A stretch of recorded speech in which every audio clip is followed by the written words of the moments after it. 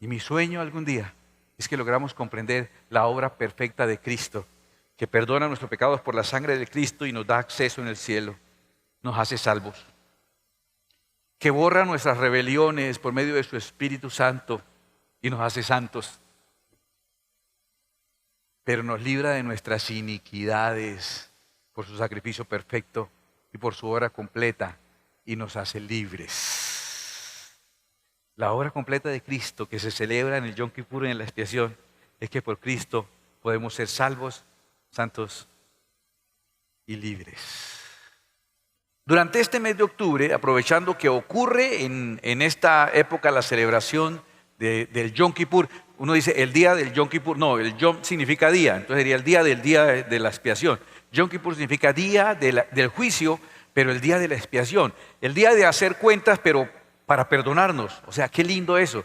Estuvimos estudiando ya todo este proceso de la expiación y termina octubre, y antes de entrar al mes en que estaremos haciendo clásicos, noviembre será mes de clásicos, predicaciones clásicas, adoración clásica y bueno, sorpresas clásicas tendremos para el mes de noviembre. Cerrando este octubre, quiero terminar esa clase. Quiero saber que este tema que he estado estudiando, según mis cuentas, por 17 años y todavía no termino de encontrar toda la profundidad que tiene este tema maravilloso de la expiación, que ya estuvimos revisando, ya entendemos, y ustedes entienden, estuvimos revisando, por ejemplo, que en la Pascua, en la primavera, al comienzo del año, se sacrifica un cordero por familia, y con la sangre se pintaba los dinteles de la puerta, un cordero. Ese acto del sacrificio del cordero se revela cuando uno vaya a juicio. Ahí cuando se hagan las cuentas es que se revela qué logró ese cordero. El día del Yom Kippur, que es el día del juicio, el día de hacer cuentas, ese día se hacen 3 sacrificios en vez de 1, porque para explicar la grandeza de que logró ese humilde y aparentemente manso cordero, hace falta 3 sacrificios de animales distintos para que logramos entender la magnitud de la obra tan grande del cordero que fue sacrificado por nosotros. La primera, en Yom Kippur, la primera parte era el sacrificio que hacía Aarón de un becerro. Aarón sacrificaba un becerro porque Aarón tuvo un problema con un becerro. Aarón representa nuestro espíritu que fácilmente hace Dios de cualquier cosa. Nuestro espíritu desleal y deshonesto. Ese becerro fue sacrificado. Representa la sangre de Cristo que nos limpia del pecado, que en esencia es romper nuestra relación con Dios, porque la paga del pecado es muerte, o sea, separación. Nos separamos de Dios. Para eso era ofrecido un becerro por parte de Aarón, para santificar la familia de Aarón y para santificar el tabernáculo. Para eso era ese becerro. Ya tenemos paz con Dios. Ya la enemistad con Dios ha sido quitada. Ya hay templo y hay sacerdote. Ya tenemos cómo dirigirnos a Dios. Ya ha habido perdón de nuestros pecados. Y son tan genuinos y son tan reales. Esos resultados son tan comprobables que por la sangre de Cristo, el ladrón que reconoció a Jesucristo como Rey fue salvo en ese mismo momento sin hacer nada más.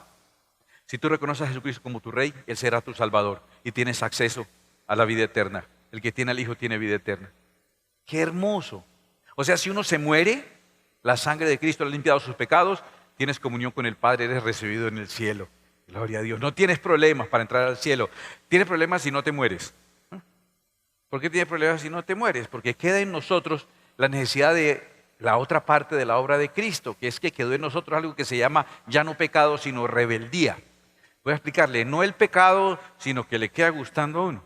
La tendencia a seguir pecando queda en uno. Cada pecado que cometes, aun cuando sea perdonado, dejó en nosotros una tendencia a seguir pecando. Desobedecimos a Dios y comimos del árbol de la fruta una vez. Y quedó en nosotros la tendencia de seguir ofendiendo a Dios y contradiciendo su palabra el resto de la vida. Tal vez hay un ejemplo que nos ayude a entender esto que se me ocurrió compartirlo el miércoles en la iglesia. Imagínate que nunca va a pasar el nombre del Señor, pero alguien tiene un accidente con su carro y estrella por allá la casa o el negocio de alguien, perdió el control y estrelló el negocio de alguien. Eso le generó unas multas, unas sanciones, unos comparendos, unas consecuencias legales. Y ya las resolvió. Alguien fue y pagó todo, alguien fue y lo defendió, alguien fue y atendió cada uno de esos requerimientos legales y los pagó. Un abogado bueno y generoso fue y se encargó y pagó todo y le entrega a usted sus paz y salvos y usted está exonerado de toda consecuencia legal ante el juez supremo, ante la autoridad. Usted no tiene ningún problema porque ya quedó resuelto todo eso. ¿Correcto?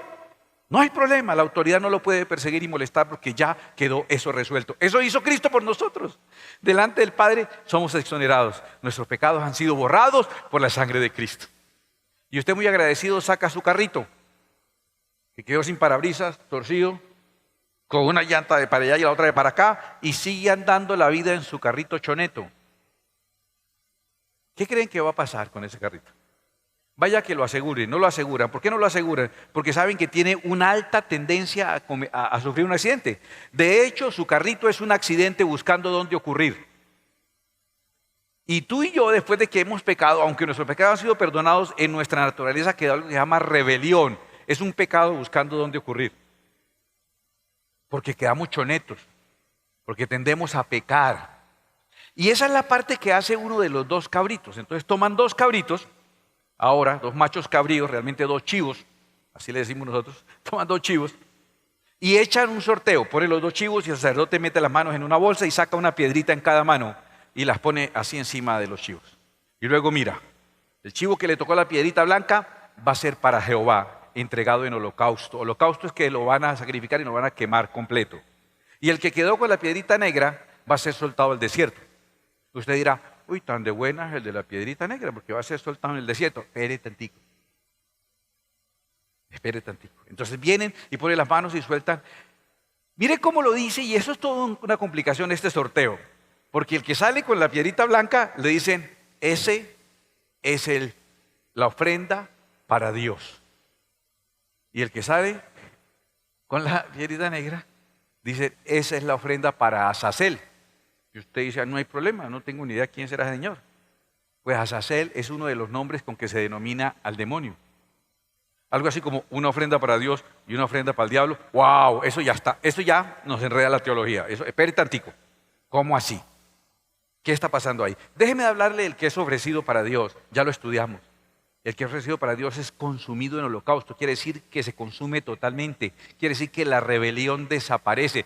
Quiere decir que el carrito ese choneto que usted tiene, que tiene la tendencia a volverse a accidentar, no solamente lo reparan. No, no hay reparación. El Espíritu Santo no te hace una mejor persona. No. El Espíritu Santo hace que tú mueras y viva Cristo en ti. La obra del Espíritu Santo no es mejorarme, es matarme. Para que Cristo sea formado en mi vida. O sea, pérdida total. El seguro cogió ese carro para el Junker y te dio un carro totalmente nuevo. Eso es lo que hace el Espíritu Santo. Pérdida total, un carro. Y este otro carro ya no tiene la tendencia que tenía el otro de andarse torciendo. Es que medio lo descuidaba, de una vez se torcía, no frenaba, se aceleraba solo, ¿sí? Prendía candela cuando estaba manejando. Pues complicado, ¿cierto? No, ya ahora tengo vida nueva por el Espíritu Santo de Cristo. Eso es ese que es sacrificado por entero y borra nuestras rebeliones. El primero, la sangre de Cristo perdona nuestros pecados. El Espíritu de Cristo borra nuestras rebeliones, nos reprograma, bendito nuestro Señor. Y déjeme hablarle ahora del chivo que sacó la piedrita negra. Le ponían ahí una cinta roja y lo soltaban al desierto. Era para Azazel, y Azazel es el diablo.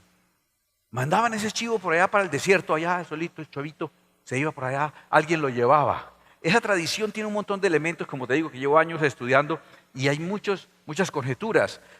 La Biblia dice que era llevado por una persona elegida. Una de las enfoques dice que era un hombre muy fornido. ¿Por qué tenía que ser tan fornido? Bueno, parece que iba a pasar algo que el chivo no quería. Parece que iba a ofrecer resistencia, entonces alguien fornido. Otra tradición rabínica dice que la persona que era elegida para llevar el chivo generalmente moría ese año. ¿Algún voluntario para llevar el chivo? Yo creo que nadie se ofrece voluntario. Yo creo que muchos tienen sugerencias, ¿no? Muchos, mira, ¿por qué no usted? Mire, yo, ¿sí? Porque las iglesias están llenas de gente que tiene un montón de buenas ideas de cosas que otro debe hacer, ¿sí? Gente se la pasa dando muy buenas ideas de algo que usted debe hacer. ¿Por qué no lleva usted el chivo? ¿Sí? Entonces le dice, ¿sabe qué? Bueno, no. Era llevado el chivo hasta allá. Ahora mire lo que dice, ¿cómo así? Si Cristo, el Cordero de la Pascua, está representado en estos tres sacrificios, quiere decir que Cristo también es como el becerro que derramó su sangre para que haya sacerdote y templo y tengamos comunión en el cielo con el Padre. Nuestros pecados han sido lavados por la sangre de Cristo. Pero Cristo también está representado por el Cordero que es consumido totalmente para que su espíritu sea libre y entregó su espíritu para que venga sobre nosotros y la rebelión y la tendencia a pecar sea reemplazada por el fruto del Espíritu Santo, que es el carácter de Cristo en nosotros. Cristo también es el chivo que le tocó al holocausto. Pero si estamos diciendo eso, también decimos que entonces Cristo sería ese chivo sobre el cual el sacerdote ponía las manos y hacía como una especie de convocatoria de todas las iniquidades, atención a este nombre, las iniquidades del pueblo. Y todas las iniquidades ahora quedaban sobre ese chivo. Ese chivo iba al desierto, pero iba cargado con todas las iniquidades del pueblo de Israel, que él no cometió. Y como él está llevando las culpas de lo que no hizo, ese es el nombre de donde viene esa expresión, que ese es el chivo expiatorio, el chivo de la expiación. El chivo expiatorio es ese que lleva las culpas de lo que él no hizo. No, ya saben cuándo se usa ese término. Cuando a alguien lo culpan de algo, le echan la culpa de todos a uno. Ese es el chivo expiatorio. Ese es el chivo expiatorio. Y Cristo tendría que ser eso. Pero entonces nos meten un problema aquí porque estaríamos diciendo que Cristo fue al infierno. ¿Cierto? Porque ese hombre corpulento lo que tenía que hacer era llevar posiblemente, una de las cosas que he estudiado, en el desierto ir a un risco muy profundo que para ellos consideraban era la entrada al infierno. Que de hecho el desierto es considerado el lugar de los demonios. Cristo dijo que cuando un espíritu sale de una persona, ¿para dónde coge? Según la Escritura. Anda en lugares desérticos. Ese es el lugar de los demonios. Cuando el Espíritu Santo llevó a Cristo a batallar, a ser tentado por el diablo, pone a Jesús de jugar de visitante y el diablo jugando de local en su territorio. ¿Cierto? El visitante es el Señor. El diablo de local, y sin embargo Jesús lo venció, amén. Lo venció durante 3 tentaciones, 4-0. No, eso fue ayer. No, tres tentaciones y las venció, las venció. ¿En qué territorio? ¿En qué territorio? En el desierto. Para el concepto hebreo y el concepto bíblico, el desierto es como el lobby del infierno. Ahí están las entradas del infierno. Y entonces parece que ese hombre corpulento traía ese chivo que tenía la cinta, le ponían la cinta para marcarlo, la otra mitad de la cinta la amarraban en la puerta del templo y lo llevaba a un lugar y lo empujaba y se despeñaba ese chivo. Y abajo, como que vea el diablo, ahí tiene, cóbrese. Y mandaban ese chivo a botes allá. Ese es el chivo expiatorio. Ahora, ese concepto de que Jesús fue al infierno es un concepto muy discutido, obviamente, en los diferentes enfoques teológicos. Pero en el año 400, cuando aparece, en el siglo IV, año 300 y pico, cuando aparece una declaración de fe que conocemos con el nombre del Credo de los Apóstoles, que no lo escribieron los apóstoles, porque no vieron 400 años los apóstoles, ¿sí? Pero que sí expresa mucho de lo que la iglesia en los primeros siglos creía. El Credo de los Apóstoles, que seguramente usted alguna vez en catecismo le tocó revisar, después de que dice que nació de María y por el Espíritu Santo, dice, padeció bajo el poder de Poncio Pilato y fue crucificado, lo creemos, muerto, lo creemos y sepultado. Luego dice, descendió a los infiernos. ¿Sí se acuerda del credo que dice descendió a los infiernos? Al tercer día resucitó entre los muertos, lo creemos, subió a los cielos, amén, y está sentado a la diestra del Dios Padre Todopoderoso, amén, creemos eso. Lo creía la iglesia primitiva y dice que entre las doctrinas que Jesús bajó al infierno. Entonces, espere, ¿cómo así? ¿Jesús es el infierno? Yo quiero decirle algo. Yo personalmente creo que tuvo que haber bajado al infierno. Porque si Jesús cuando murió tenía sobre él todos los pecados de la humanidad, ¿a dónde irá el espíritu de alguien o el alma de alguien cargada con todos los pecados? ¿A dónde irá cuando muere alguien cargado de pecado? ¿A dónde va? A condenación. La prueba de que Jesús realmente se cargó sobre él todas nuestras culpas es que tuvo que haber ido al infierno. Por eso el credo dice eso. Y no solamente el credo. Efesios dice muy lindo, por lo cual dice, subiendo a lo alto, llevó cautiva la cautividad y dio dones a los hombres. O sea, el Señor cuando subió, llevaba algo. Llevó cautiva la cautividad. Esa expresión es muy linda. Parece, de algún lado fue y cogió la cautividad y la cogió para él. Y la tomó para él la cautividad. Y la tomó para él para darle regalos a los humanos, para darle dones a los hombres, para regalársela a los hombres. Y eso de que subió, ¿qué es? Sino que también había descendido primero a las partes más bajas de la tierra. Entonces parece que sí descendió Jesús al infierno. El que descendió es el mismo que también subió por encima de todos los cielos para llenarlo todo, para llenar completamente el símbolo del becerro sacrificado. En el cielo tengamos paz y Él sea Señor allí, para llenar el símbolo del macho cabrío que es sacrificado en holocausto por nuestras rebeliones y nos da libertad en nosotros mismos, en nuestro ser. Ahora tenemos paz con el Padre y paz con nosotros, pero también para llenarlo del chivo expiatorio y hacerse Señor y tomar cautiva la cautividad y liberarnos a nosotros los cautivos. ¿Desde cuándo cautiva la humanidad? Desde siempre la humanidad cautiva. Y Él es el único capaz de liberar. Llenarlo todo para completar su obra. En el cielo, en la tierra, quedaría pendiente. Si queda pendiente allá, no lo lleno todo. Pero Él tuvo que descender y después ascender, dice la Escritura, para llenarlo todo. Se complica un poco más como lo dice Pedro. Esto es todavía más enredado. Este es uno de los textos más discutidos en la Escritura. Dice 1 Pedro 3:18, porque también Cristo padeció una sola vez por los pecados, el justo por los injustos, el chivo expiatorio. El que no tenía culpas se las echaron todas para llevarnos a Dios. Siendo la verdad muerto en la carne, estuvo en la tumba, estaba muerto, su carne estaba allí, pero no estaba muerto en espíritu, vivificado en espíritu.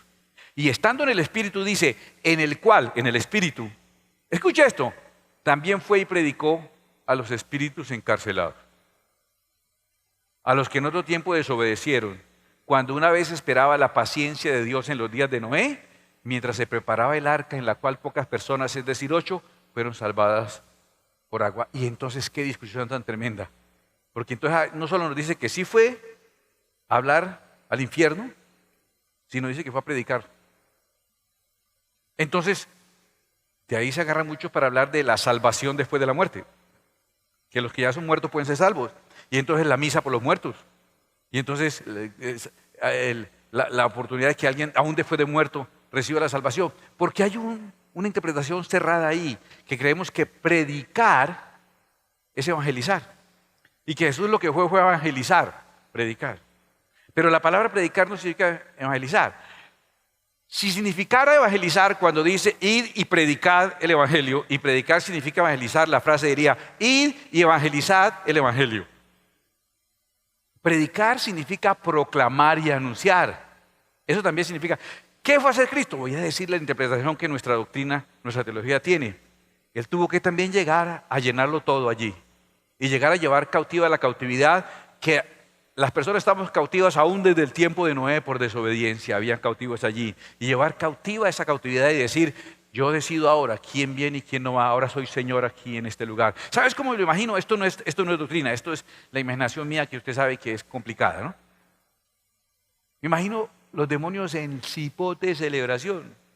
Acaban de tener la victoria más grande de toda su historia. Dios envió a su Hijo, se hizo carne, vino a la tierra y lo mataron. Y ni siquiera ellos, los mataron los mismos religiosos que creían que servían a Dios. Doble daño. Están brindando, están celebrando que se murió ese Jesús que matamos al Mesías. Y de pronto llega alguien y te dice, buenas. ¿Y qué celebran? Cuéntenme. Y empieza a ejercer su dominio, su victoria y su señorío. Empieza a vencer. Creo que un acto profético fue cuando fue llevado por el Espíritu al desierto, que significa el infierno, y venció a Satanás. Y creo que ahora se está dando la materialización o la espiritualización de esa profecía. Está llegando al terreno mismo del enemigo a decir, la cautividad no es suya, es mía. ¿Y cómo lo hacen? Porque delante de Dios no tolera ni un poco de injusticia. Pierdes todo derecho si caes en injusticia.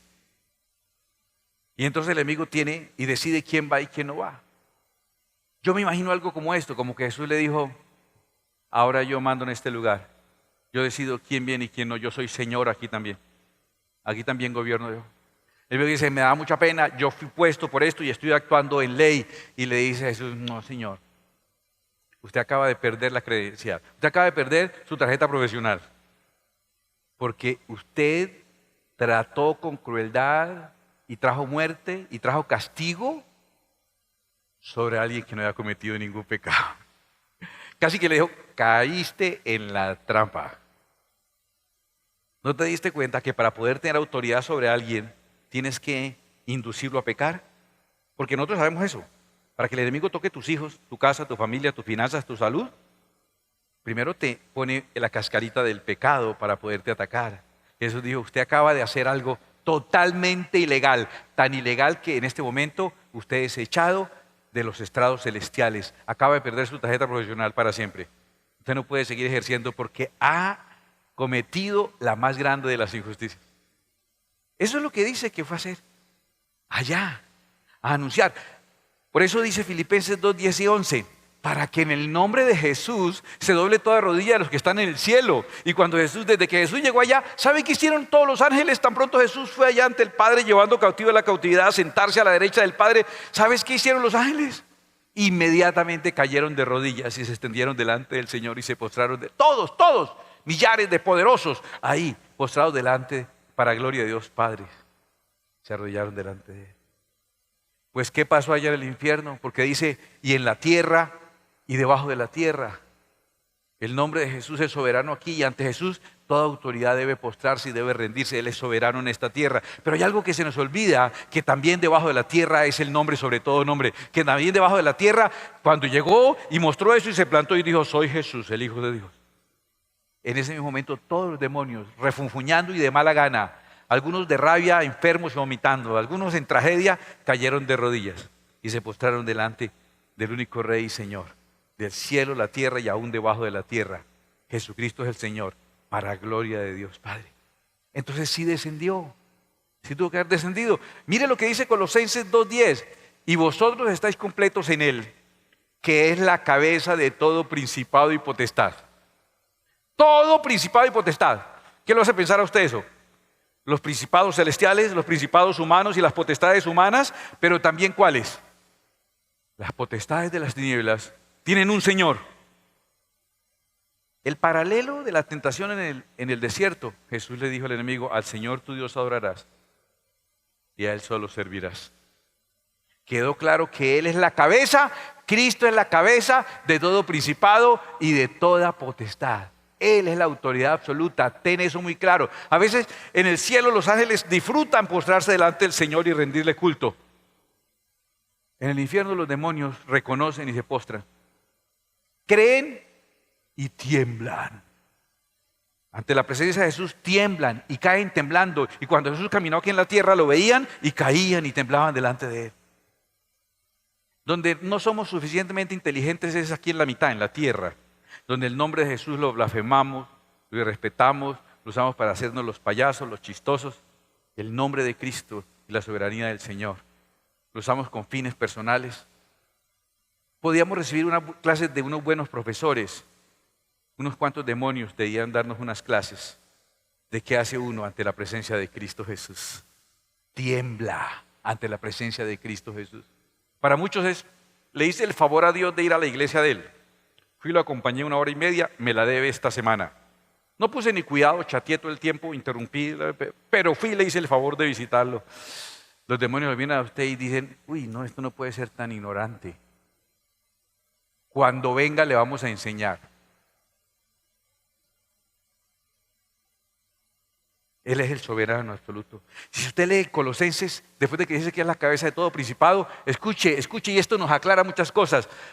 Descendió anulando el acta de los decretos que había contra nosotros, que nos era contraria, quitándola de medio y clavándola en la cruz. Bajó por unas actas, vea eso.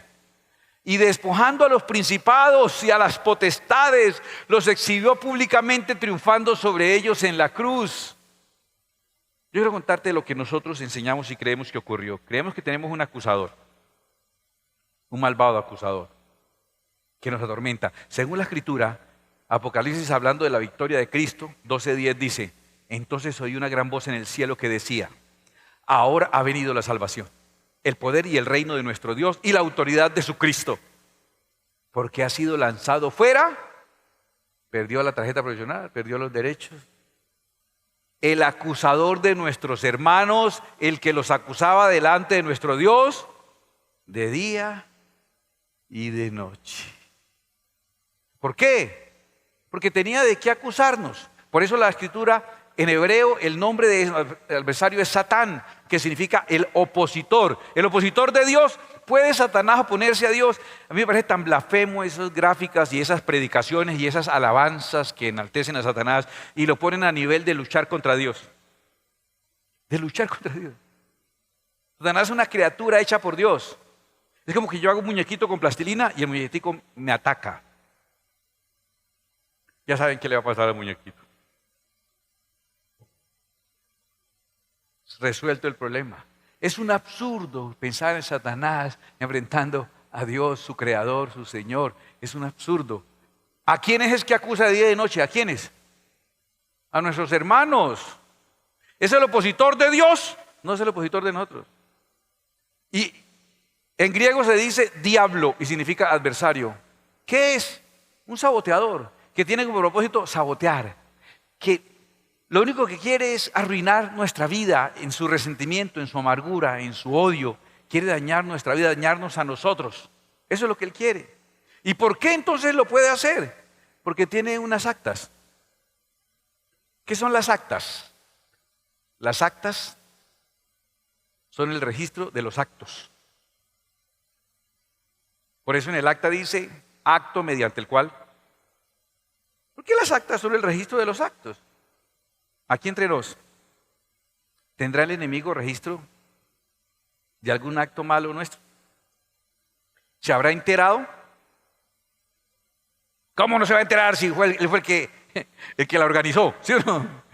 ¿Cómo no se va a enterar que yo pequé si él fue el que me puso la cascarita para pecar? Y tiene el registro del acta, y como todo se mueve en justicia, él viene y nos acusa de día y de noche. Ese es el trabajo del adversario. Arruinar nuestra vida, nuestra existencia, complicarnos, oponerse al plan de Dios en nuestras vidas. ¿Cuál es el problema? Tiene derecho a hacerlo. Tiene pruebas. A ver, en el mismo ejemplo del carrito.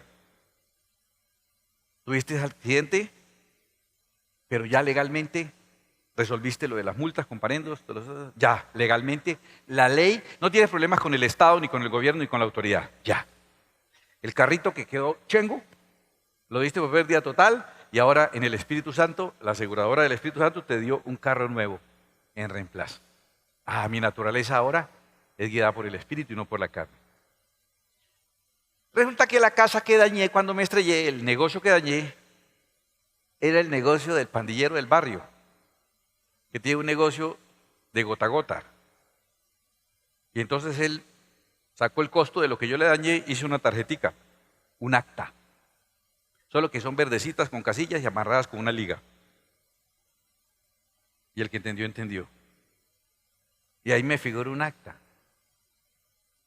Y entonces me acusa de día y de noche. Y entonces me atormenta. Y entonces viene a hacerme daño. Entonces viene a arruinar todo plan. Mira, ya aprendimos. El becerro, Aarón, el espíritu, el pecado, la sangre de Cristo, comunión con el Padre, acceso al cielo. El macho cabrío que es entregado en holocausto, consumido hasta lo último, fuego, el Espíritu Santo, el Espíritu de Cristo, la sangre de Cristo, el Espíritu de Cristo, permitiéndome vivir una vida victoriosa llena de su Santo Espíritu. El Espíritu de Cristo es la solución. Iniquidad, injusticia, inequidad, un desnivel que yo causé. Ahí quedó desnivelado todo. Y ahora en mi vida, todo lo que yo construya está sobre desnivel. Y entonces lo aprendimos este miércoles. Cuando empiezo a construir bajito, pues no hay problema. Pero cuando empieza más adelante, todo se cae porque tengo un desnivel, una inequidad. Mire lo que dice Isaías 53:5. Escuche. Dice la Escritura hablando de Cristo. ¿Sí? Dice que, mas Él herido fue por nuestras rebeliones. Tuvo que sufrir para solucionar nuestras rebeliones. Molido por nuestros pecados. Y luego dice, el castigo de nuestra paz fue sobre Él y por su llaga fuimos curados. Paz. ¿Cuál es el ataque de la iniquidad? En contra de nuestra paz, al punto de que necesitamos ser curados por sus llagas porque nos enferma. Es el cobrador que te llama de día que te llama de noche y tiene la tarjetica, que te llama a toda hora, que te molesta, que va a hacer unos cuantos tiros, ¿cierto? Que te hace un graffiti en la puerta del local, que está pasando con la moto cada rato, hasta el punto te acusa y te atormenta día y noche hasta el punto que te enferma. La iniquidad se roba nuestra paz. Quiero que entiendas eso y quiero que entendamos un poquitico de la consecuencia de la iniquidad de tantos años de estudio. Es un cobrador malvado que tiene cómo cobrarse.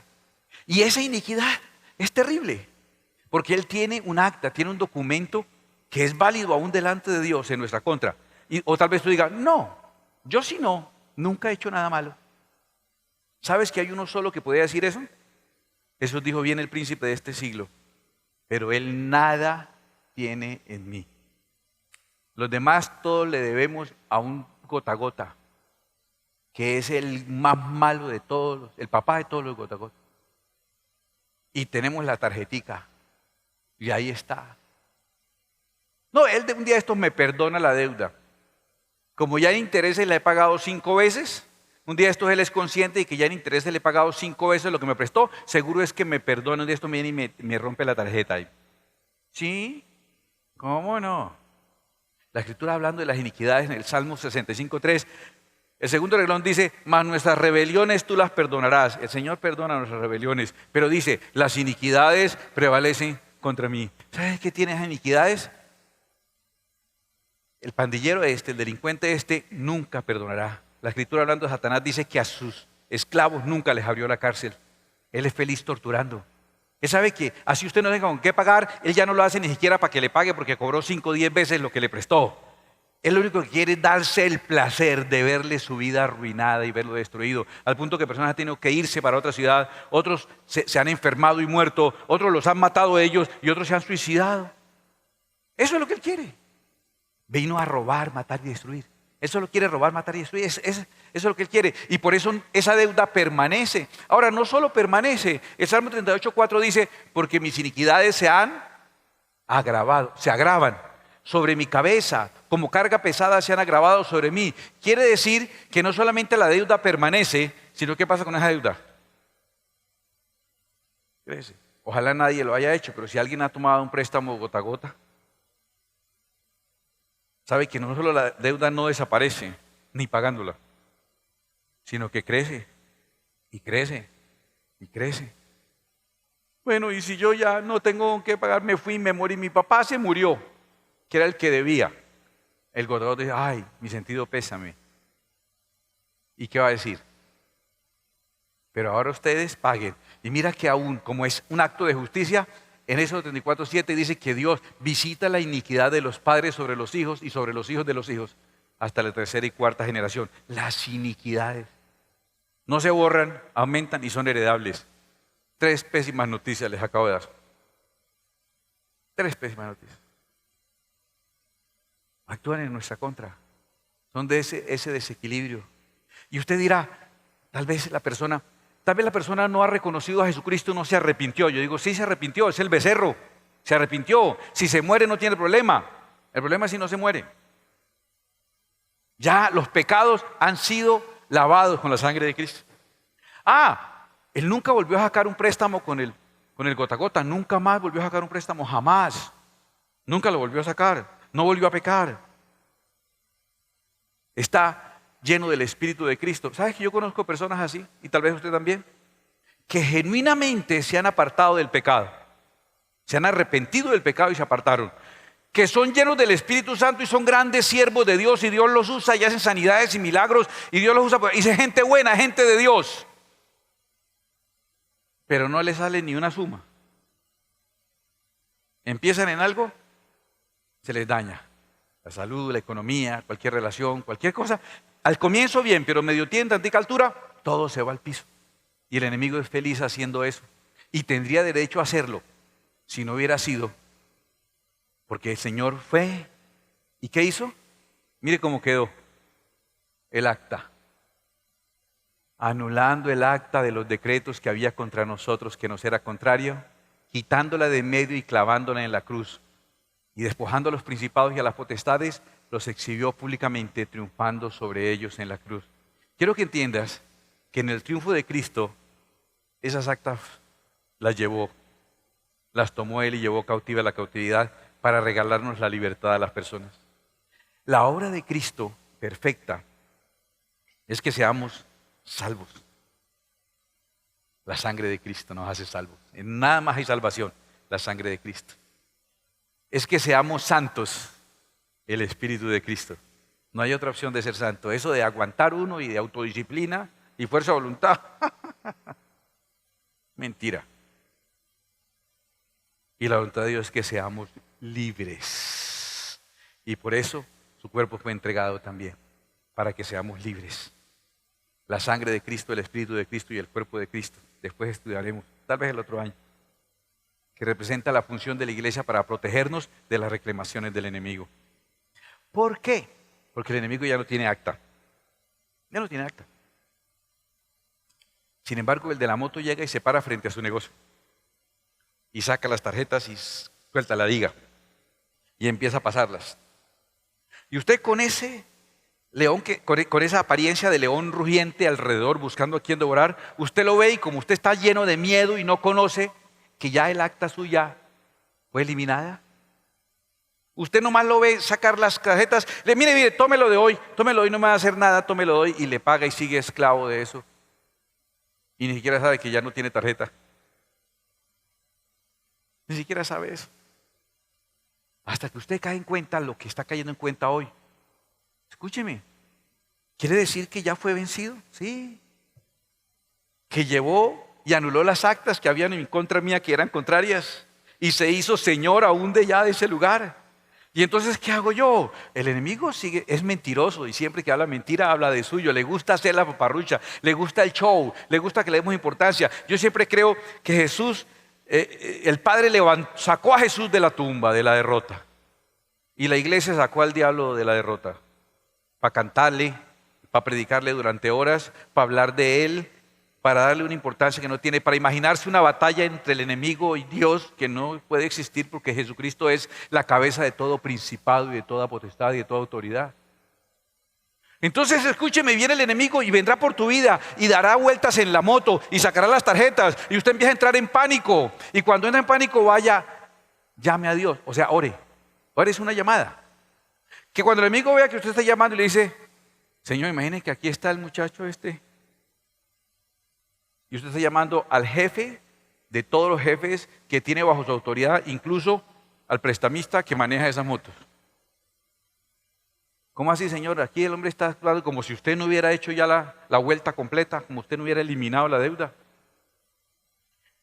Le voy a contar una cosa. ¿Y por qué la oración tiene ese resultado? Porque el enemigo es malo, pero no es tonto. Él nomás lo ve a usted haciendo la llamada, va a decir, me voy de aquí porque él sabe que derechos no tiene. Si usted le paga sin preguntar, él se queda ahí, viene todos los días y hace que busque la tarjeta y usted, ay, mis pecados, eso hace el enemigo. No viene todos los días y usted en cualquier momento le trae a su memoria un montón de tarjetas que usted tenía y la embarrada aquella y esta otra y le acuerda otras que no se acordaba. Y si usted ve todo ese movimiento de tarjetas y se deja sentir culpable, usted paga y sigue en esclavitud hasta que se da cuenta, la sangre de Jesucristo nos limpia de todo pecado.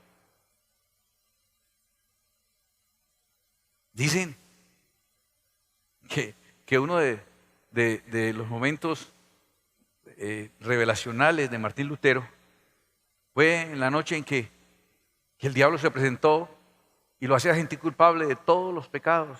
Y él único le decía, ¿y no hay más? El enemigo le decía, sí, hay más, y le seguía escribiendo. ¿Esos son todos? Dijo, no, todavía faltan los de la niñez. ¿Esos son todos? No, todavía faltan los de pensamiento, y los de acción, y los de omisión. Y cuando terminó, ¿esos son todos? Dijo, sí, estos son todos. Y él escribió, la sangre de Jesucristo me limpia de todo pecado. Él anuló las actas que había en nuestra contra y se hizo Señor. O sea, el jefe malvado que gobierna ese de la moto, que te hace el amague de que tienes tarjetas para que tú solo te sigas esclavizando cuando puedes ser libre, y se soluciona cuando llamas al jefe de los jefes y le dices, Señor, por aquí hay uno de los subalternos, de su subalterno, del resubalterno, moviendo mucha tarjeta delante mío, trayéndome muchos recuerdos y muchos pensamientos. Haz la llamada, no caigas en la trampa. Cristo nos liberó. La obra de Cristo fue completa desde el comienzo. ¿Recuerdas que fue y venció en el desierto, que es el infierno? venció a Satanás en la tentación, ahora lo venció en su propia casa. ¿Recuerdas que Génesis capítulo 3, versículo 15, le dijo Dios a la serpiente que pondría enemistad entre ella y la mujer, entre la simiente de la serpiente y la simiente de la mujer? La simiente de la mujer es Cristo. Y que la serpiente iba a herir al descendiente de la mujer en su carcañal, en el hueso calcáneo, en el talón. ¿Y por qué la serpiente lo pudo morder en el talón, como sus pies fueron traspasados en la cruz? ¿Por qué lo pudo morder en el talón? Lea la definición de calcañal: parte inferior y posterior del talón, que se usa para pisar. ¿Sabes por qué lo mordió el talón? Porque la promesa dice: Él te herirá en la cabeza cuando tú le hieras el calcañal. Y Cristo venció sobre el mal. Y la obra de Cristo es completa. Y mi sueño algún día es que logramos comprender la obra perfecta de Cristo, que perdona nuestros pecados por la sangre de Cristo y nos da acceso en el cielo. Nos hace salvos. Que borra nuestras rebeliones por medio de su Espíritu Santo y nos hace santos. Pero nos libra de nuestras iniquidades por su sacrificio perfecto y por su obra completa, y nos hace libres. La obra completa de Cristo que se celebra en el Yom Kippur y en la expiación es que por Cristo podemos ser salvos, santos y libres. ¿Cuál es mi anhelo? Que entendamos eso, que comprendamos cuál es la altura, la profundidad, la anchura, la longitud, y comprender y conocer el amor de Dios que excede todo conocimiento. No soy capaz de enseñar esto. Llevo casi 17 años estudiando sobre Yom Kippur, sobre la expiación. Y siempre faltan muchas cosas por enseñar. Enseñar por qué con el cuerpo es que somos libres. Enseñar por qué son 6 ciudades de refugio.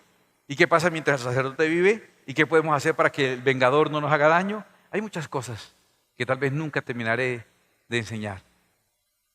Me declaro incapaz. Pero sé que el Espíritu Santo puede hacer algo que le ruego a Dios que haga. Que revele en nosotros la verdadera magnitud de la obra de Cristo. Él es Señor en el cielo, en la tierra y aún debajo de la tierra. Ese que ascendió fue el mismo que descendió primero para llenarlo todo. Por eso dijo: consumado es. Su obra es perfecta. No solo tienes entrada en el cielo, puedes vivir en victoria y en santidad en esta tierra, y eres realmente libre de las acusaciones, porque Él tomó esas actas que estaban en tu contra, que sí eran verdaderas, y las anuló. Que sigue haciéndote malabares con las actas para que sigas siendo esclavo. ¿Te has dado cuenta cada vez que oras cómo empieza a mover actas? Ay, sí, ahora que me acuerdo.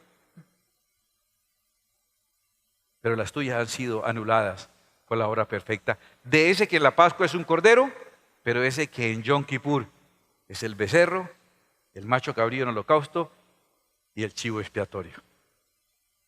Sí, yo sé, no lo logré, pero no soy yo quien lo debo lograr. Cierra tus ojos y deja que el Espíritu Santo te revele la magnitud de la obra de Cristo, por favor. Para que empieces a vivir sabiendo que eres salvo, que puedes ser santo y que puedes vivir libre.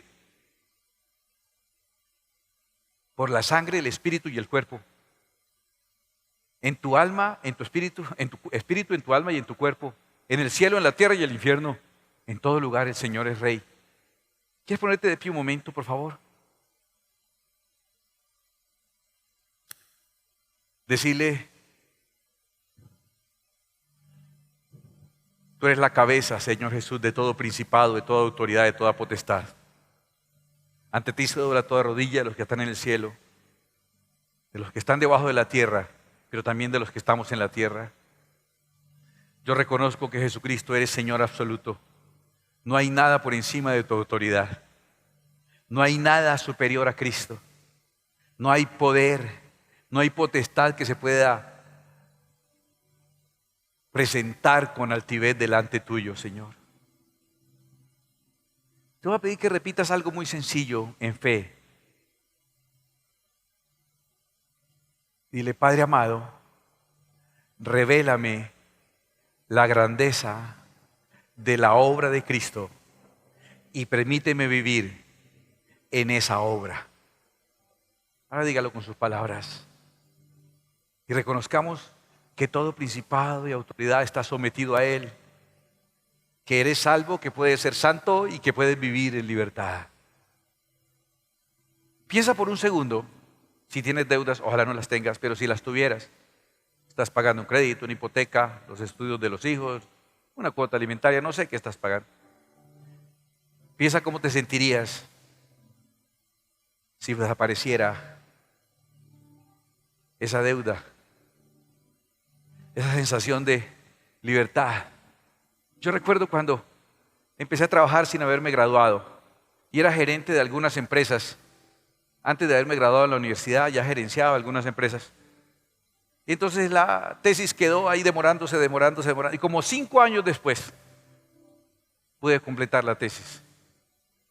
Ir a recibir el diploma para tapar una grieta que tenía ahí en la pared. El descanso que se siente cuando tienes un pendiente tanto tiempo que crees que no lo vas a poder resolver y lo resuelves. El descanso es impresionante. Yo quisiera que tú sintieras hoy ese descanso, sabiendo que las actas que eran contrarias, el Señor las invalidó, las anuló y puedes vivir en libertad sin importar todo el teatro que el enemigo haga y todas las tarjetas que mueva y todo lo que haga sonar la liga y todo lo que suene la moto y todas las apariencias que haga. Corre, coge el teléfono, llama: Señor, aquí enfrente estáis que el cobrador. Y el Señor le dice: ¿cómo se le ocurre? Eso ya lo resolví, ya le mando mi gente. Y antes de que mande su gente, ese ya se desapareció de ahí. Eso es lo que está ocurriendo, eso es lo que Cristo ha hecho. Imposible que eso no haga surgir de nosotros una adoración profunda. Señor, mientras te adoramos con esta exaltación, permítenos entender, por favor, la grandeza de tu obra y de tu amor por nosotros. No se trata de más esto, que logramos comprender el amor de Dios y su obra perfecta. Él ya lo hizo completo. Que sigamos viviendo vidas incompletas es decisión nuestra, es error nuestro. Que sigamos dejando que el pecado se enseñoree de nosotros es decisión nuestra. Que seguiramos haciéndole caso a la rebelión de nuestra carne y andar en la carne y no en el espíritu es decisión nuestra. Que sigamos sintiéndonos con actas vivas cuando ya el Señor las anuló es decisión tuya. Tú puedes vivir incompleta la obra de Cristo, pero la obra de Cristo fue completa. Exalta la obra del Señor, reconoce su obra y te sugiero, vive en la obra completa de Jesús en favor nuestro. El propósito de Dios con este canal no es reemplazar tu iglesia, ni tu tiempo personal de estudio y de búsqueda de la presencia de Dios. Es apoyarte en tu crecimiento espiritual y el conocimiento de las Escrituras. Tú puedes apoyarnos a nosotros también cada vez que ves un video, cada vez que le das like, que lo compartes. Cuando te suscribas a nuestro canal, invitas a otros a suscribirse también. Es la manera en que tú nos apoyas para que nosotros también podamos seguirte apoyando. Que Dios te bendiga.